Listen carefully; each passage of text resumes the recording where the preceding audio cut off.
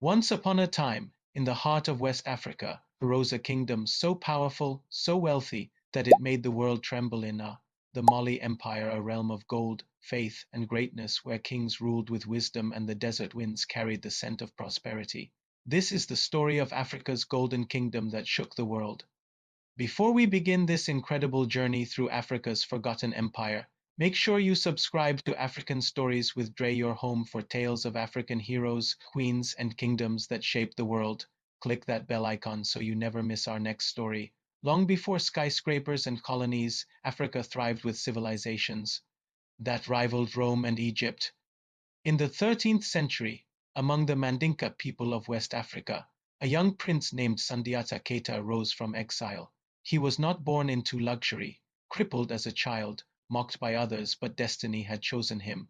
When the oppressive Soso king, Sumanguru, sought to dominate the Mandinka, Sundiata united the tribes under one banner. The banner of freedom. In 1235, at the Battle of Kirina, Sundiata led his warriors, tall, dark, fearless, against Sumanguru's forces. The sands turned red that day. But Mali was born. They called him the Lion King of Mali, a leader not just of war, but of unity.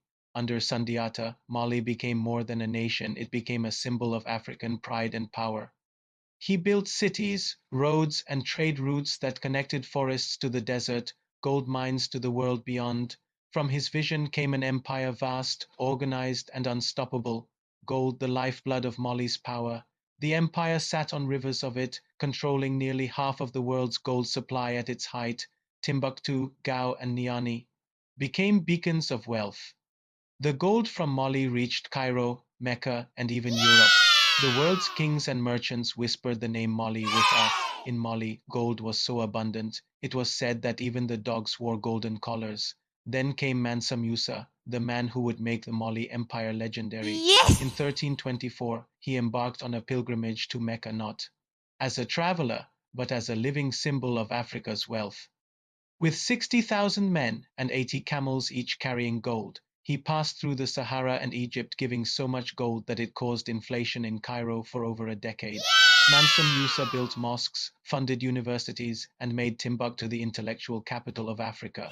Scholars, astronomers, and poets came from across the world to learn under the Malian sun. Europe called it a myth, but it was real.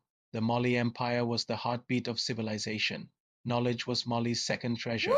The University of Sankore in Timbuktu became a center of enlightenment. Here, black scholars debated astronomy, medicine, law, and philosophy long before Oxford or Harvard. The empire thrived not just on gold, but on wisdom, culture, and spiritual strength.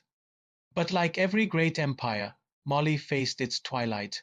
After Mansa Musa's death, weak rulers and internal divisions opened the gates to rebellion.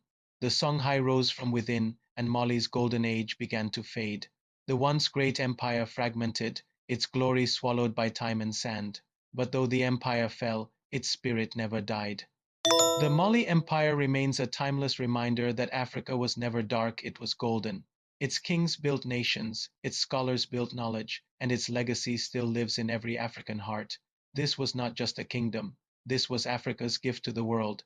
If this story inspired you, make sure to subscribe to African Stories with Drey. More tales of courage, wisdom, and glory await you, because Africa's story is the world's story.